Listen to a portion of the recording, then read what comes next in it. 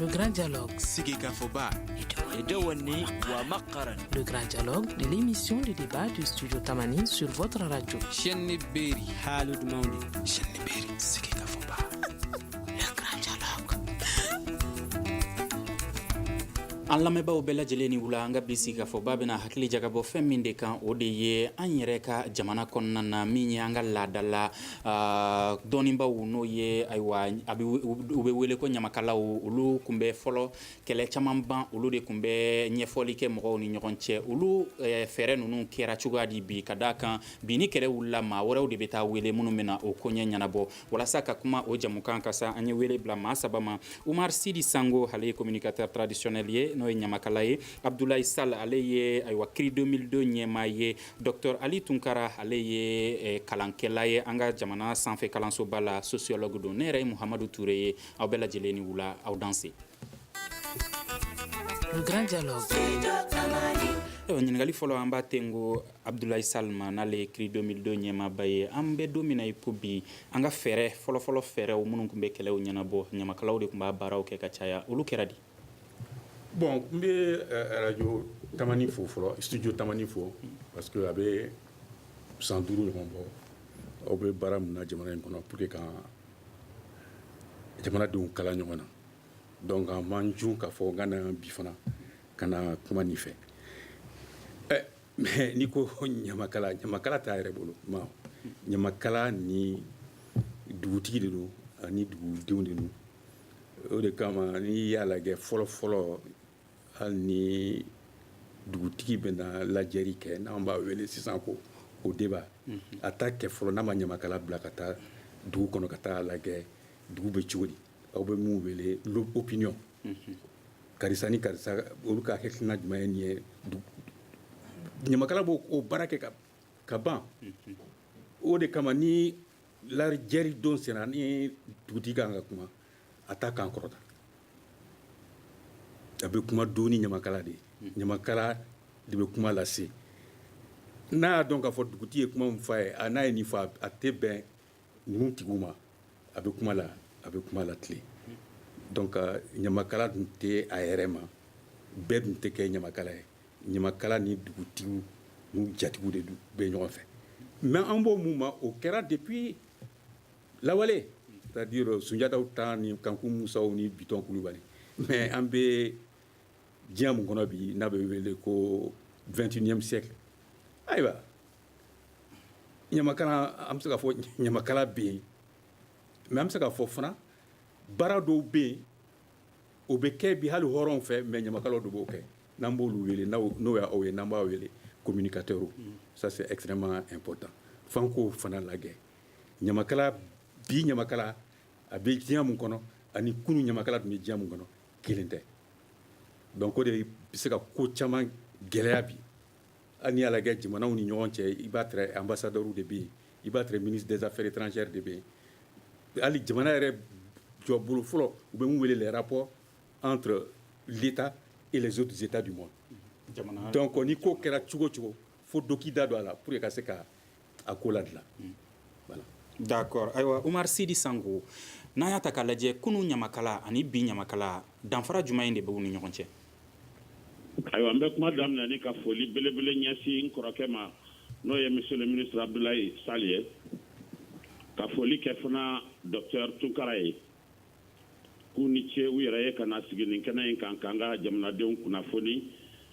ɲamakalaw nka anw tɛ communicateur traditionnels wele ɲamakala dɔrɔn ka d'a kan n'i ko communicateur traditionnel tubabukan de y'o ye communicateur traditionnel an ka todunkan na o ye maa minnu n'olu de ka baara ɲɛsinnen bɛ jamana danbe ani jamana sinsinbere minnu bɛ yen n'olu ye jamana ka kunkɔrɔta kow ye ani taabolo ɲuman minnu bɛ se ka kɛ jamana kɔnɔ walima sigida kɔnɔ minnu bɛ se ka hɛrɛ ani bɛn ani kelenya sabati jamanadenw ni ɲɔgɔn cɛ ɲamakalakɛ walima jamana kumalasela ale ka baara de y'o ye nka ɲamakala ka baara fɔlɔfɔlɔ min ye o ye de yanni balawu ka wuli jamana kɔnɔ yanni mankan yɛrɛ ka wuli jamana kɔnɔ a ka se k'i jɔ a jɔyɔrɔ la waati bɛɛ jamana ɲɛmaw walima sigida ɲɛmaw tari laadalabolo ɲɛmaw ale y'olu ka conseil de minnu b'u bilasira sanga ani waati bɛɛ yalasa fili ka n'u sɔrɔ u ka mara kɛcogo la o ɲamakalakɛ n y'a fɔ ɲamakala dɔrɔn tɛ kɛ communicateur traditionnel ye ka d'a kan baara de don fonction de don min bɛ ɲɛsin mɔgɔw ma mɔgɔ minnu ni danaya b'u kan kelen mɔgɔ minnu n'u tɛ tamakiya ka tiɲɛ fɔ u tɛ nafolo jate u t'i ka fanga jate u tɛ siran u tɛ tamakiya ka tiɲɛ fɔ hali ni olu yɛrɛ bɛ kɛ o saraka ye mɔgɔ minnu don fana leader d'opinion de don u lamɛnnen don kosɛbɛ parce que mɔgɔw b'a dɔn u tɛ nkalon tigɛ u da tɛ don manamana kuma la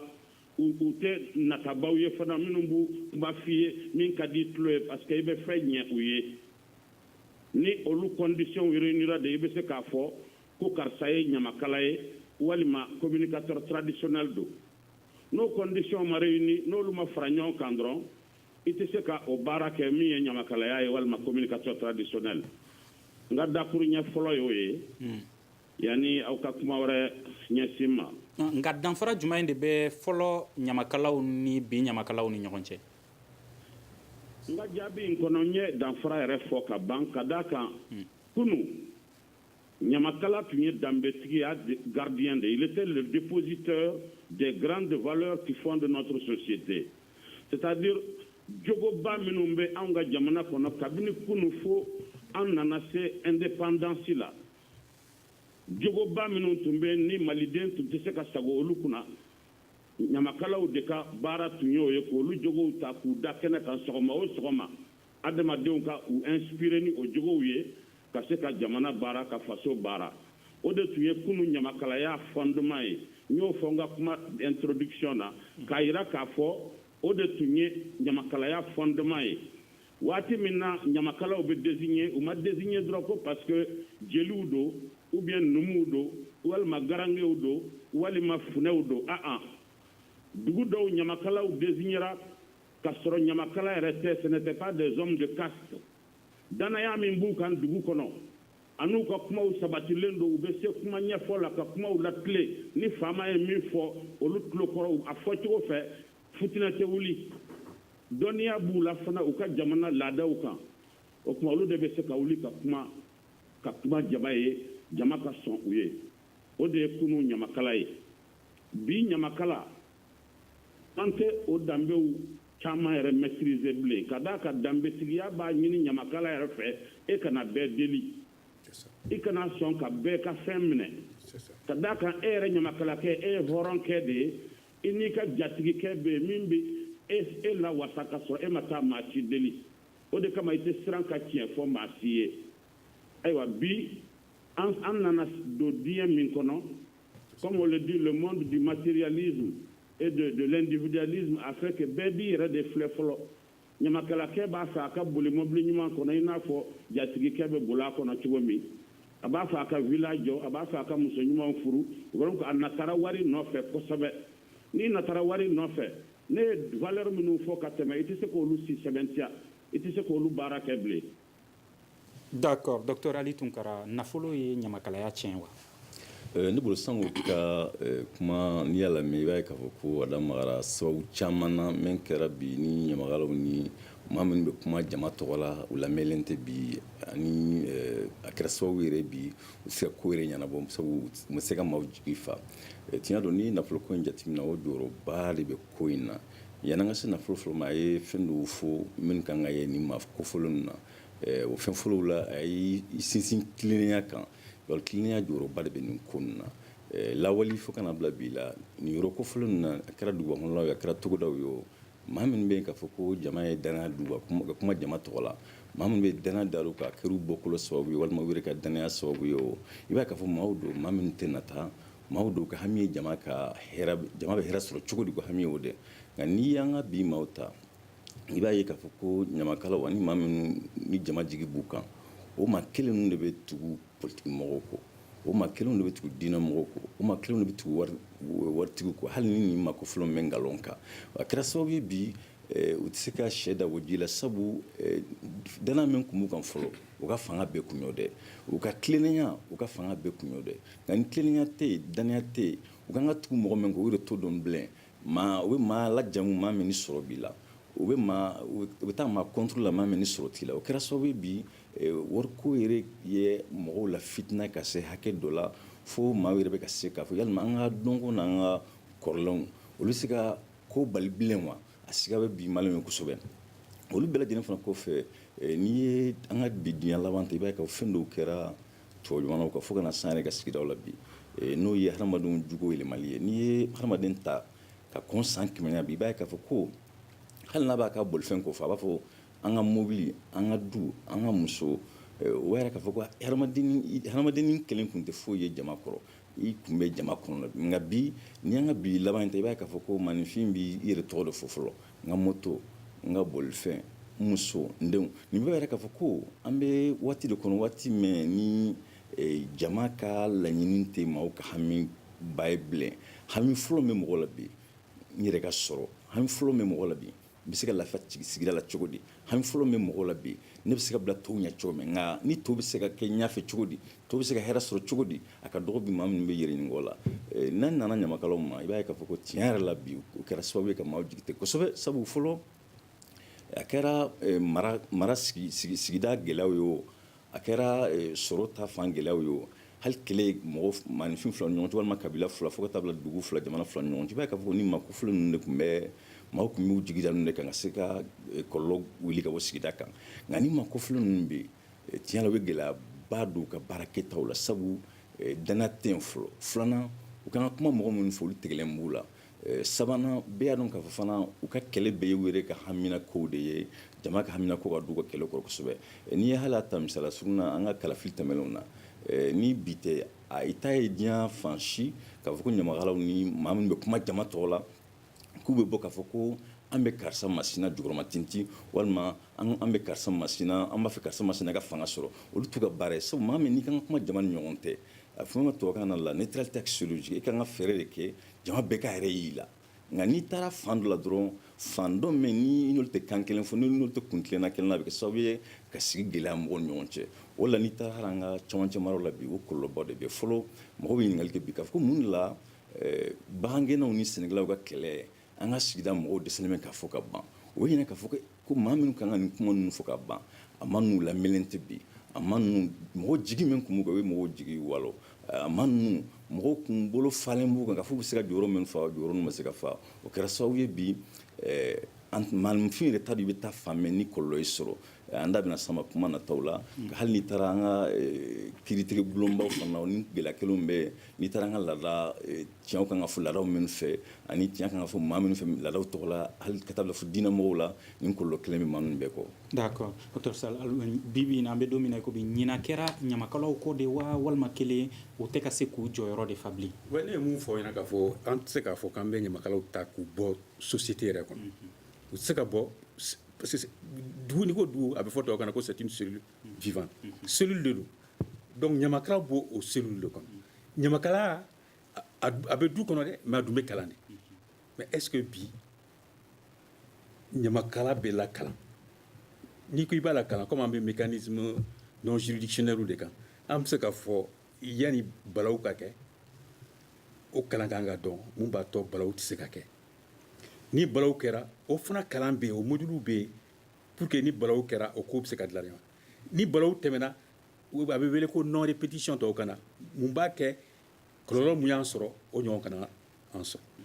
donc fo modules ka dilan o kan bi ka mɔgɔw lafaamuya o la donc o tɛ se ka kɛ cogoya si la fo n'i y'an yɛrɛ ka gafew dɔw lajɛ sinon n'i y'an ka gafew lajɛ bi loi dɔw bɛ Mali kɔnɔ bi n'i ye loi ta sisan minnu bɛ dugu sigi qui crée les villages, les fractions et les quartiers. Mais à Folemba, le chef de village des autorités traditionnelles, conseil des villages, au déboulot, au déboulot. Mais ni quatre ans, nous au chef de village, nous au conseil des villages de Baraké, avec Yanabo Tchouodi. Or, hali, qu'elle est bannie, ni tra kasonga ou fait, qu'elle est bancho, au Nimiaka ou Tatekele, kɛlɛ banto o ni tamasiyɛnw ta tɛ kelen kɛlɛ bancogo o ni arabu ta tɛ kelen mais bɛɛ ka kan ka o kalan de o de kama a bɛ fɔ hali ni dugutigi bɛ taa a kan ka taa selon les us les traditions de la localité donc fo k'o de dilan n'o ma dilan a bɛ kɛ comme ni ɲamakala b'a kun fɛ mais n'i ye Niger ta mais jɔnw bɛ alimamu nommé Niger n ko dugutigiw de don c'est les chefs de village qui nomment les imams au Niger mais an ka chef de village place jumɛn b'u bolo mais loi ko sariya fɛn fɛn bɛ taa diɲɛ kɔnɔ Mali in kɔnɔ olu de kan k'a jɛnsɛn n'olu kan k'o jɛnsɛn n'olu yɛrɛ t'o dɔn a ka ɲini fɔlɔ olu k'o dɔn u n'u ka ɲamakalaw ka se k'o kuma fɔ olu ka se k'o dɔn ka se k'o jɛnsɛn dugu kɔnɔ. donc u ka fanga bɔ siru la de yan. a ma bɔ siw la parce que kɛlɛ de fana kɛra pour que k'o sɔrɔ n bɛ kan ka gafe min fɔ o bɔra 2006 de an ka kɛlɛ de kɛra o ye Kididi Milite ka kɛlɛ de kɛra o ye 2004 n'o wolola 2006 la ka o loi ta loi min b'a jira k'a fɔ dugutigiw de kan a n'u ka conseil de village de kan ka sariya fɛn fɛn bɛ ta jamana kan hali n'i ye loi électorale ta n'i ye constitution ta dugutigiw de kan ka a jɛnsɛn. u kan k'a kɛ yali u b'a kɛ wa. u t'a kɛ a tun tɛ kɛ mun na parce que hali ni loi taara ni document cadre tɛ yen politique nationale n'a t'o kɔnɔ a ko ka gɛlɛn o de filɛ ka bɔ 2017 o fana y'an ka kɛlɛ dɔ ye n nana ni hali gafe de o bɔra juillet o filɛ nin ye qui donne désormais un signe bɛ di dugutigi bɛɛ ma médaille u ka fɛn bɛ k'u disi la comme maire ni fɛnw ta bɛ k'u disi la cogo min drapeau bɛ kɛ u ka sow kɔnɔ e bɛ taa dugu dɔ kɔnɔ sisan e ye communication i ka fɛn tiɲɛna e t'a dɔn dugutigi ka so bɛ ɲɛna hali préfet yɛrɛ bɛ se ka na a ka dugu dɔ kɔnɔ mara dugu dɔ kɔnɔ a b'a fɔ dugutigi ka so bɛ min mais ni drapeau dulonnen bɛ yen a yeli ka nɔgɔ a yeli ma nɔgɔ. nka docteur Samb u bɛ kuma dɔ fɔ ko Mali kɔnɔ n'i y'a ta k'a lajɛ gafe ko t'an na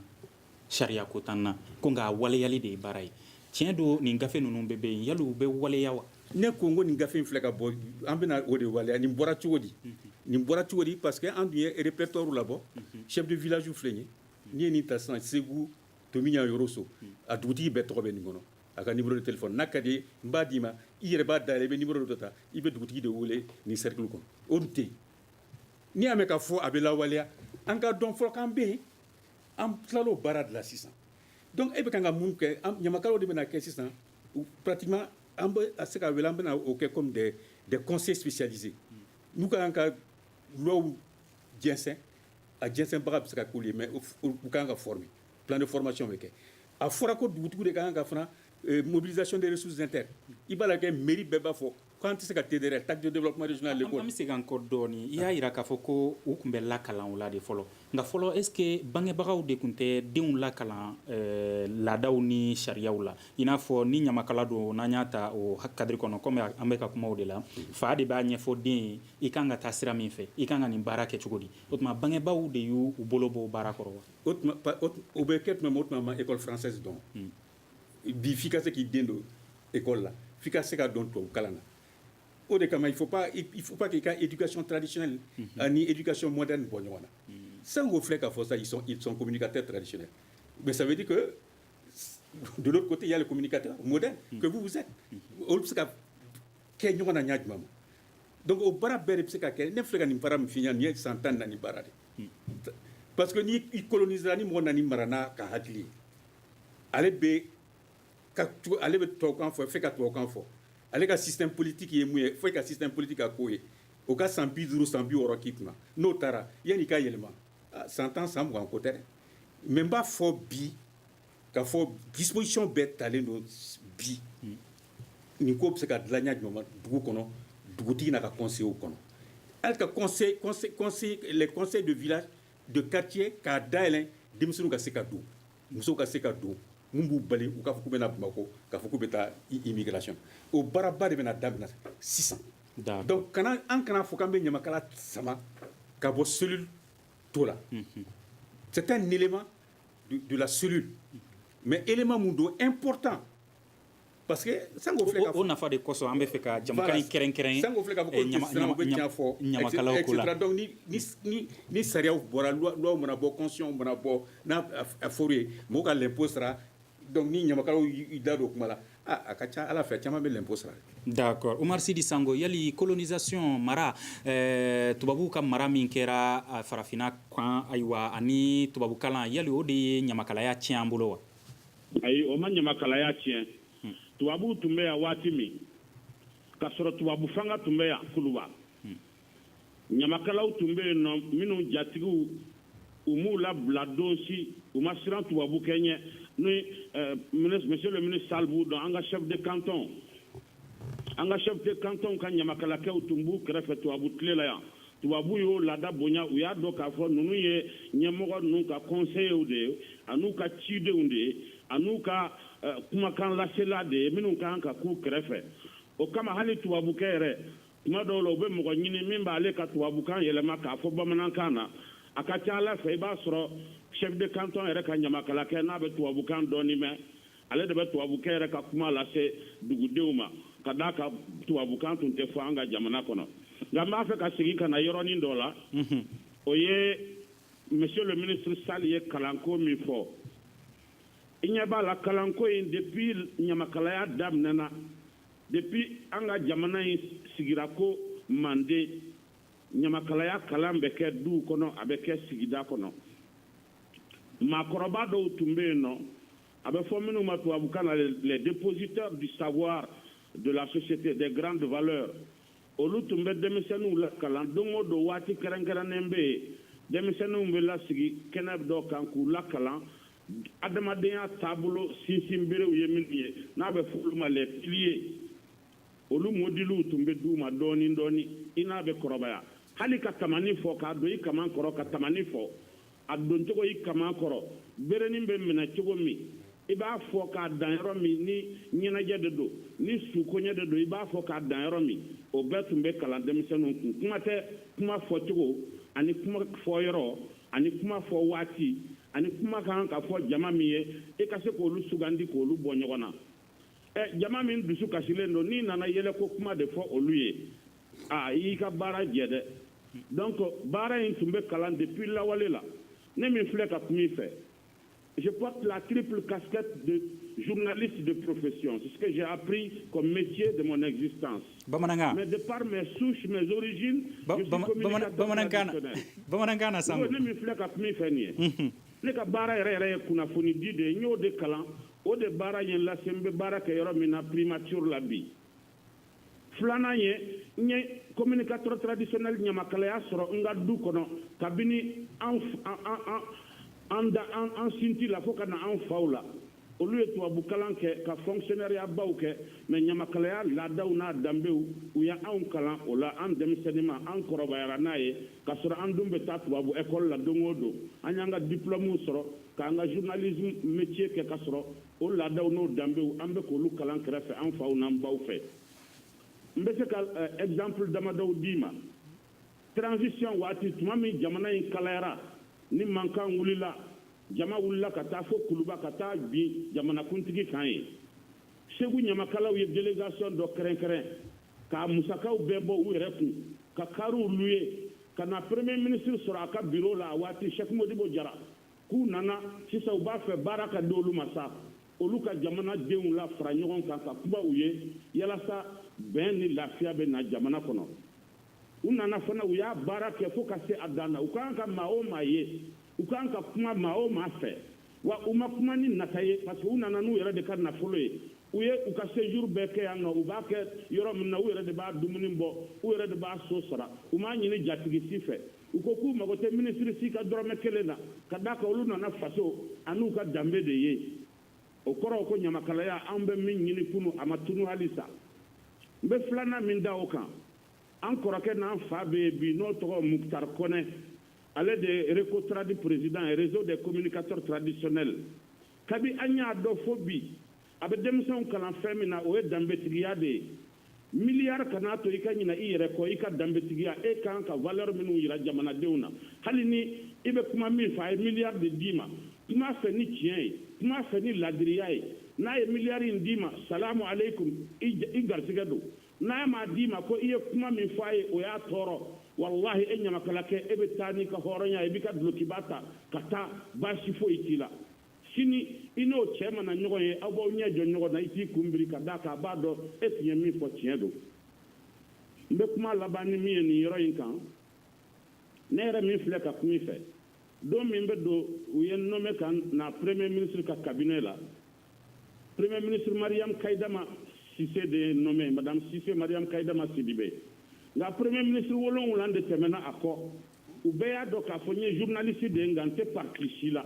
ni ɲamakala kɛ fana min tɛ maloya ka tiɲɛ fɔ hali ni a bɛ se k'a ka baara perdu o la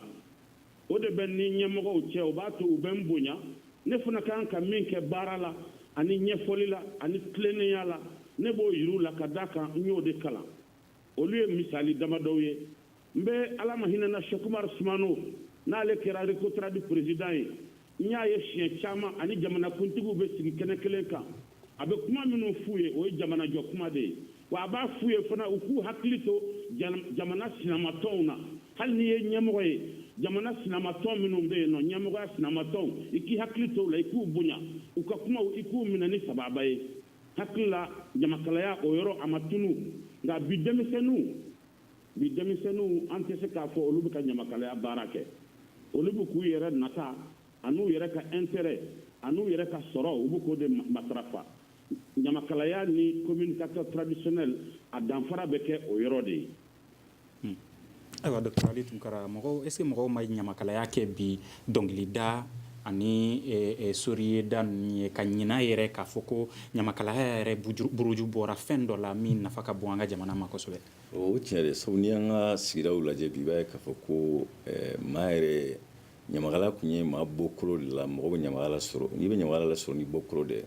n'i y'an ka duguba kɔnɔna ninnu ta i b'a ye k'a fɔ ko sɛ bɛɛ yɛrɛ ɲamakala ye maa suguya bɛɛ ye ɲamakala ye o kɔrɔ k'a fɔ ko jigi min kun dalen b'u kan o jigi ma se ka lafa cogo si la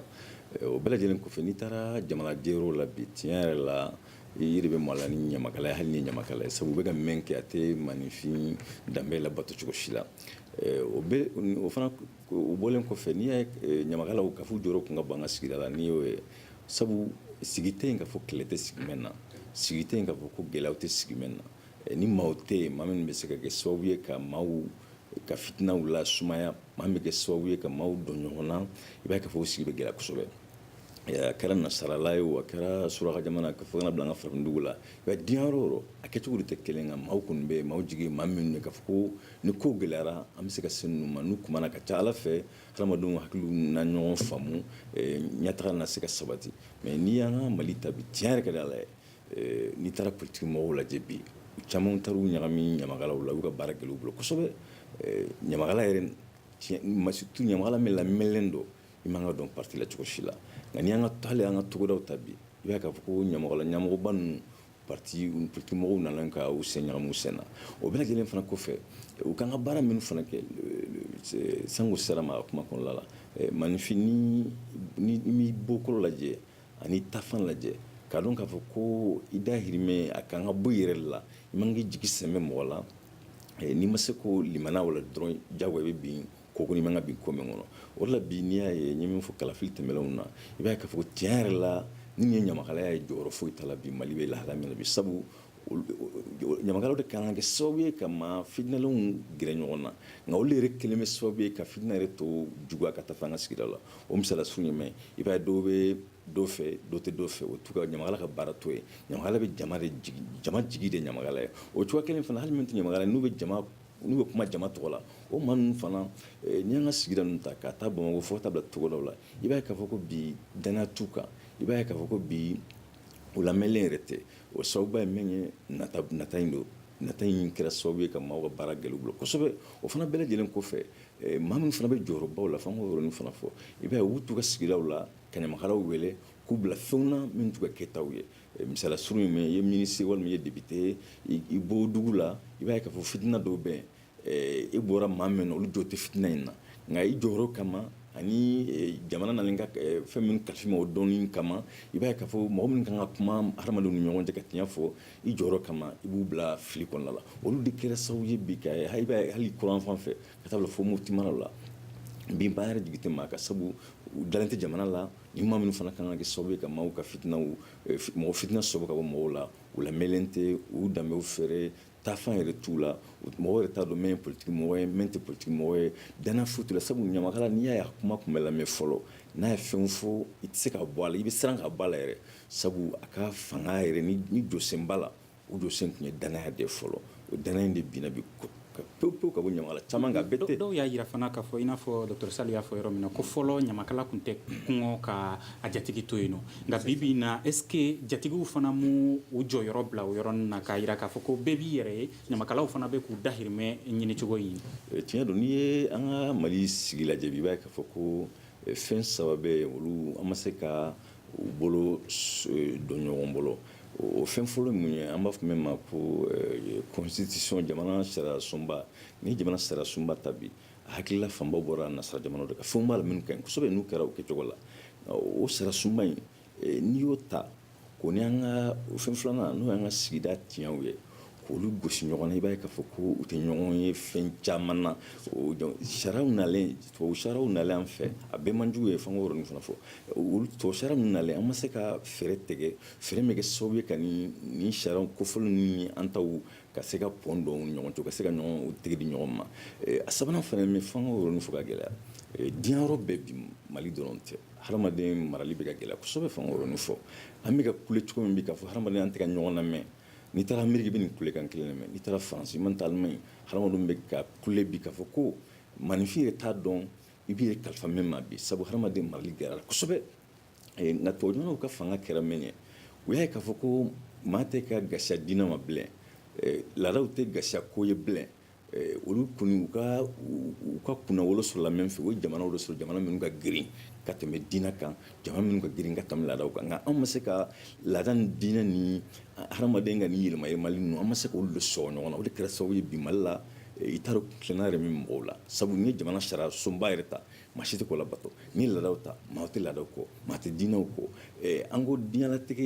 yɛlɛmali min fana bɛ sɛnɛ i b'a ye k'a fɔ an m'olu yɛlɛmali ninnu fana o fan ɲuman ninnu an m'olu ta k'u fara an ka taabolo kan o kɛra sababu ye taafan yɛrɛ tɛ mali la donc ne bolo ka kuma lasurunya nin yɔrɔ in na f'an ka fɛɛrɛ de ɲini hakilila min bɔra kɔfɛ an yɛrɛ ka sigidaw taw olu bɛ se ka fara ɲɔgɔn kan cogo di olu fara ɲɔgɔn fana sababu n'an bɛ bolo fara ɲɔgɔn kan fana an ka ɲina k'a fɔ ko an bɛ waati de kɔnɔ waati min ni hadamaden marali gɛlɛyara an bɛ waati de kɔnɔ hadamaden a b'a fɛ k'a fɔ k'a yɛrɛ fɔlɔ yani a ka se ka du ma yani a ka se ka kabila ma yani a ka se ka jamana ma a bɛ fɔ o ma ko la prééminence du l'individualisme bɛɛ b'a fɔ i yɛrɛ k'a ye fɔlɔ o kɔfɛ du bɛ ye o kɔfɛ i ka kabila bɛ ye o kɔfɛ i ka jamana bɛ ye fo an k'o de faamu surtout ala nana ka jamana kalifa mɔgɔ min ma bi k'a dɔn k'a fɔ ko nin gɛlɛyaw de bɛ senna bi an k'a lajɛ diɲɛma jɔlen na ka se ka fɛɛrɛ ɲɔgɔn sɔrɔ. D'accord. Dr Abdoulaye Sall min ye an ka jamana gɛlɛya caman bɛ yen nɔ kɛrɛnkɛrɛnnenya gɛlɛya dɔ bɛ yen n'o ye mankan min wulilen don fitinɛ min b'an ka jamana kɔnɔ kɛrɛnkɛrɛnnenya la kɔrɔnfɛla la ayiwa est ce que ɲamakalaw ka dɔnniyaw ka hakililaw taara ba la walasa ka se ka fitinɛ in ban n'a bɛ fɔ o ma ko processus de paix. Oui, c'est-à-dire que n'i ye an ka processus nagɛ o de y'a a bɛ fɔ ne b'a fɔ toujours n bɛ to k'a mɛn ko accord de paix tɛ c'est accord pour la paix. Pour la paix, oui. Ouais, donc c'est politique. C'est-à-dire qu'il faut qu'an ka dialoguer an ka kuma an ni ɲɔgɔn cɛ n y'a fɔ aw ye ɲa ma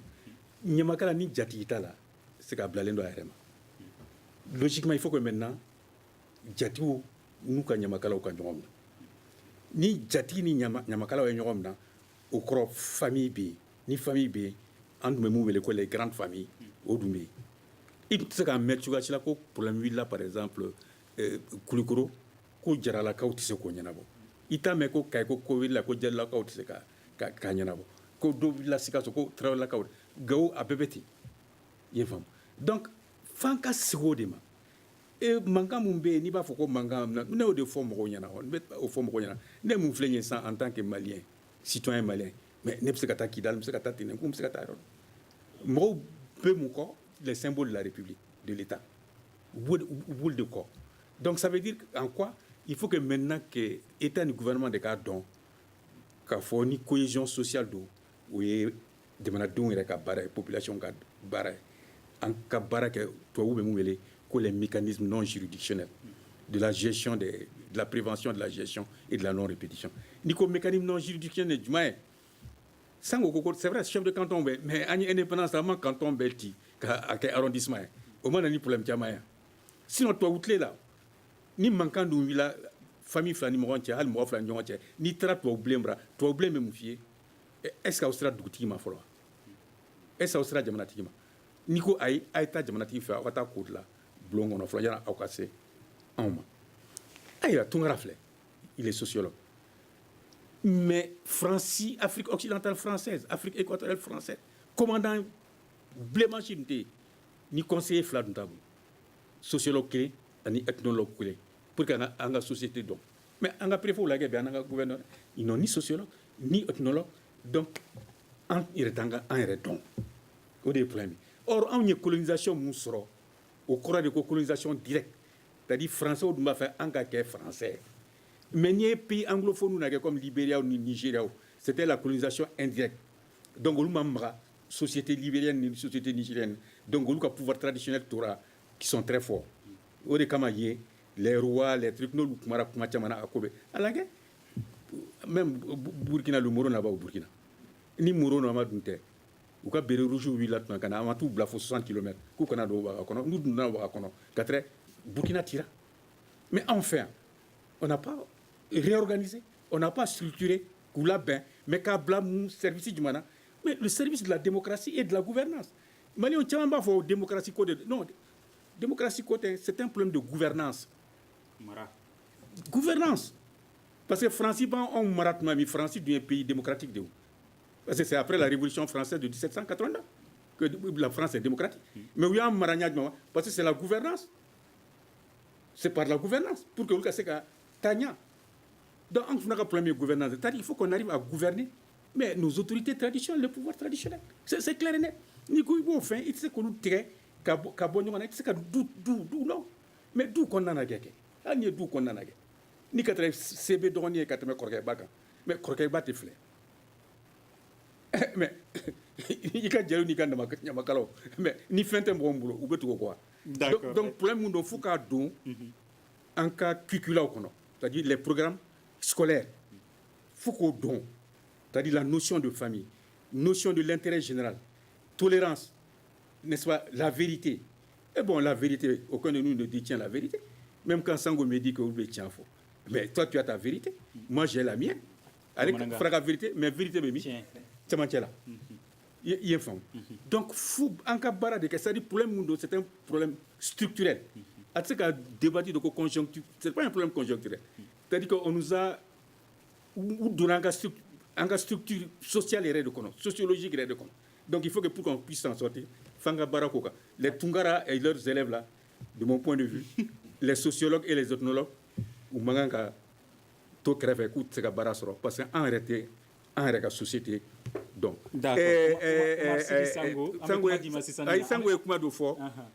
en fait en réalité éducation bon ne me flesse ne me makere de me fait choufratli mon grand-père Benadia be conseil voilà mais il faut du grand-père moquer maintenant quelqu'un de pas pour moquer j'étais toujours avec mon grand frère et mon grand-père mais Nico Bidemson qui s'y tire au corps là mais non nous on n'a pas le temps à manga réseaux sociaux là mais à manga fanak il peut être qu'on n'est pas très donc ou be bani fala beka tablette babro bébé kanga tablette ou te kuma wire damo ñoo ci d'accord aywa Omar Sidi Sango docteur Salia ira ka foko fo nyamakalaw ka jatigu soro yɛrɛ la walasa an ka se ka segi o kɔrɔlen ninnu ma nka bi yali o ko man gɛlɛn puisque n'i y'a ta k'a lajɛ i bɛ maa caman ye olu fana b'a fɔ k'u ye ɲamakalaw ye n'u y'u jamu yɛrɛ fɔ mɔgɔw bɛ suna ka ɲininkali kɛ. ayiwa ko man gɛlɛn docteur Sall ye min fɔ monsieur le ministre a ye tiɲɛ de fɔ nka i ɲɛ bɛ jatigiya ni ɲamakalaya min na nin ye jatigiya kɔrɔ tɛ ko foyi de k'i jɔ ni ɲamakalakɛ ka balo ye san kalo 12 dɛ jatigiya kɔrɔ t'o ye jatigiya in nana sira jumɛn fɛ i b'a sɔrɔ n filɛ nin ye ka chef de canton fɔ sisan walima dugutigi laadala dugutigi min bonyalen don a ka dugu kɔnɔ i tɛ se ka kɛ dugutigi ye ko bonya b'i kan ni conseiller tɛ e kɛrɛfɛ min ye ɲamakalakɛ kelen ye e mana sa don min k'o cɛkɔrɔba to du kɔnɔ e den min bɛ na sigi e nɔ la ye o cɛkɔrɔba in de bɛ kɛ o ka université ye e tun bɛ baara ɲuman minnu kɛ danbetigiya kɔnɔ a b'olu inculquer i ka successeur la n'o ye min sigira i nɔ la ye o tuma o bɛ danbe tɛ tunu laada an ka sira ɲumanw tɛ tunu i n'a fɔ sinankuya i n'a fɔ ka balimaya ni sinjiya kala k'a sinsin aw kana tigɛ ɲɔgɔn na diɲɛlatigɛ kɔnɔ i n'a fɔ ka furusiraw dilan i n'a fɔ ni kɛlɛ wulila dugu ni dugu cɛ foroko la k'a kuma ban ka sɔrɔ joli ma bɔn mais o kɔrɔ tɛ k'a fɔ ko i bɛ jatigikɛ min kɛrɛfɛ k'ale de b'i balo don o don dɛ jatigikɛ bɛ fɛn fɔlɔ min kɛ a bɛ foro tigɛ ka d'i ma dugu bɛɛ bɛ sɛnɛ kɛ i yɛrɛ b'i ka sɛnɛ kɛ i yɛrɛ ye n'a ka di ɲamakalakɛ ye a bɛ jago kɛ ɲamakalakɛw bɛ yen minnu ye gesedalaw ye u sigilen b'u ka geseda yɔrɔ la u bɛ balo n'a ye nka ni ɲamakalaya baara sera u bɛ wuli k'u jɔ o kɔrɔ ko ɲamakala dɔw yɛrɛ yera an ka jamana in kɔnɔ yan nɔ ni dɛsɛ sera u ka jatigikɛ ma ko fantanya y'a sɔrɔ olu b'u ta dɔɔnin bɔ ka sutura la dogo la ka n'a di jatigikɛ ma a bɛ mɔgɔw sɔn u yɛrɛ ɲɛna n'o ye o tigi t'a dɔn nafolo in bɔra yɔrɔ yɔrɔ o bɛɛ ye mali danbe dɔw ye minnu tununa sisan a bɛ ɲamakalaw ɲɛna ko jatigi dɔrɔn de kan k'a di olu ma ne min filɛ ka kuma i fɛ n ma waso n'a ye n wolo fa cadre supérieur de Tundo, il était receveur des postes et télécommunications jusqu'à son décès. A ka jatigi tun ye minnu ye laada sira kan a m'u labila don kelen ka sɔrɔ ale bɛ min sɔrɔ kalo la olu t'o sɔrɔ san na u ka forow la a ye i jɔ n'u ye ka u bɔ u ka ko bɛɛ kalama sutura la fo ka taa u ka diɲɛ laban se ɲamakalaya an y'a kalan o taabolo de kan o de kama bi na n'i ye ɲamakalakɛ ye kɛnɛ o kɛnɛ kan k'a bɛ kule de la mɔgɔw da la a tɛ minnu dɔn ko f'u ka fɛn d'a ma tigɛ la i kana kuma fɛ ɲamakala tɛ ka d'a kan ɲamakalaya hɔrɔnya fɔlɔfɔlɔ ye min ye e tɛ mɔgɔw deli o e b'i ka baara kɛ dɔrɔn ka tɛmɛ n'i yɛrɛ ye i ni min ka kan u b'a d'i ma ka sɔrɔ e ma a tuma si deli ka d'a kan i bɛ s'i yɛrɛ kɔrɔ i bɛ se k'i di ka denbaya balo a filanan ye min ye n b'a fɛ ka min fara monsieur le ministre ka kuma kan tiɲɛ don bɛɛ ka tiɲɛ y'i ka tiɲɛ ye o ye tiɲɛ ye dɛ ɲamakalakɛ kan ka kuma ni tilennenya de ye o de y'ale ka tiɲɛ fɔ ye ni ɲamakalakɛ na n'i sigi président de la république ɲɛkɔrɔ a ka kan ka se k'a fɔ a ye jɛlenya la a faama e ye nin baara min boloda nin tɛ taa jama ka nafa sira kan dɛ n'i b'a fɛ a ka taa jama ka sira kan ou bien jama ka sɔn i ye a boloda nin sira nin wali nin cogoya in na o de ye ne kan bɛ tiɲɛ min ma i kana siran k'a fɔ faama ye k'a bɛ fili la ou bien k'a fɔ nafolotigi ye k'a bɛ fili la ka d'a kan n'i y'o fɔ a tɛ n'i sɔn bilen i kana siran k'a fɔ i jatigikɛ ye n jatigi i ye kiiri min tigɛ i muso fila ni ɲɔgɔn cɛ sisan a ma bɛn a tun kan ka kɛ nin cogo in de la. D'accord Sango. Ayiwa Dr Ali Tunkara yali ɲamakalaya a kalan a bɛ se ka don an ka jamana kalansow la wa? Ne ka jati la o ka gɛlɛn sabu n'i ye diɲɛ taabolo lajɛ bi tiɲɛ yɛrɛ ka di Ala ye a ka gɛlɛn k'i bɛ se ka ni kura don ɲamakalaya la bi nka min kan ka kɛ ka se ka ɲamakala tun bɛ ka baara min kɛ kunun o ka se ka latigɛ bi jamana de kan ka jɔyɔrɔ fin tiɲɛ ta fan na jamana de kan ka jɔyɔrɔ fin ni maninfin fila bɛ ɲɔgɔn na walima ni kabila fila bɛ ɲɔgɔn na ka se ka tiɲɛ tigɛ cogo la n'a fɔra ko ka sigi o kokoro ninnu ma bi ka se ka ni kura don la jamana ye fɛn dɔ ye a ka gɛlɛn kosɛbɛ sabu salida sera ma kuma daminɛ la n'i ye sigida ta ka taa bila sigida la i b'a ye k'a fɔ maaw tɛ laada kelen na maaw tɛ diinɛ kelen na maaw ka hali diɲɛ ye cogo yɛrɛ tɛ kelen ye o jamana dun ye fɛn ye a kan ka bere jateminɛ a man ka maabɔ maa la o cogoya kelen na jamana si tɛ ɲɛ sɔrɔ ko la ni a ma sinsin a ka dɔnko n'a ka seko ka sika yɛrɛ to la nka dɔnko ni seko kɔrɔ tɛ k'a fɔ ko i bɛ segin ka taa san 2000 an tun bɛ ko minnu kan ka taa olu kan an b'a lajɛ min tun ka ɲi u la olu bɛ se ka lakuraya cogo di ni kura bɛ se ka don la cogo di k'u fara an ka diɲɛ lɔnni kura in kan i b'a ye k'a fɔ bi o baara in de ma ɲɛ sɔrɔ kosɛbɛ mali kɔnɔna la tiɲɛ don a kuma bɛ mɔgɔw da ŋana bɛ mɔgɔw la nka minnu bɛ ko yɛrɛ kunna bi a ko ninnu a t'u sunya la kosɛbɛ sabu i b'a ye yali jamana kan ka ɲɔgɔnɲɛba dɔ labɛn nin ko in kan walasa bɛɛ lajɛlen ka se ka hakilila ɲuman di a kan fɛɛrɛ ka sɔrɔ a la wa kuma ɲɔgɔnɲɛba kan ka sɔrɔ jamana kan ka ɲɔgɔn ka hadamadenw bɛɛ fara ɲɔgɔn kan bi bɛɛ ka se k'i hakilila di an ka laada kow kan ni an ka sariya sunba yɛrɛ kan hali kɔlɔlɔ min man kan bi kuran fan fɛ ka na bila camancɛ mara la i b'a ye k'a fɔ maaw bɛ kodɔn ni seko b'o la loni tɛ k'a fɔ i tɛmɛna universitéw la loni tɛ k'a fɔ i taara faransi ni ameriki dɔrɔn maaw bɛ yen u ma garijɛgɛ sɔrɔ ka taa an ka nin kalanso kura ninnu na nka loni b'u la a tɛ hali an minnu ye garijɛgɛ sɔrɔ ka taa kalansoba ninnu na o kɔrɔ k'a fɔ ko kana i tɛ se ka kuma maninfin tɔgɔ la k'i b'a ka gɛlɛya b'a kan ka sɔrɔ ɲɛnɛ ka yɛrɛ kɛ kɛrɛfɛden ye sabu an dun bi an minnu bɛ mara kunna bi ani an minnu duguba kɔnɔnaw la an ka jate la maa minnu ma taa université kalanyɔrɔbaw la maa minnu ma bɔ ka taa jamana kɔfɛ ka lɔnni t'u la o ye filiba de an ka mara kɛcogo la mara tɛ se ka ɲɛ sɔrɔ cogo si la fo maraden bɛ sen ka don mara kuma la jɛlenya la tiɲɛ la ka sɔrɔ u ma degun min ka di u k'a fɔ bonya kɔnɔna la. D'accord. Ayiwa danbetigiya ani kilennenya ala ko sabati jamana kɔnɔna na bɛɛ lajɛlen ye an bɛ nin bɛ dansigi an ka bi jamukan na an ka maa welelen kun ye Umar Sidi Sango n'ale ye communicateur traditionnel ye a bɛ baara kɛ primature fana na Abdoulaye Sall ale ye CRI 2002 ɲɛmaa ye wa ministre kɔrɔ fana don Dr Ali Tunkara sociologue don a bɛ kalan kɛ an ka jamana sanfɛ kalansoba la ne yɛrɛ ye Muhamadu Ture ka nin jamukan in lasa aw ma aw ka se k'a lamɛn Salim Jwara aw ka se k'a ye o kun ye Gagné Kanté ye ani Peting Jara aw kan bɛn sini a ɲɔgɔn wɛrɛ ma. Le grand dialogue. Le grand dialogue de l'émission de débat du studio Tamani sur votre radio.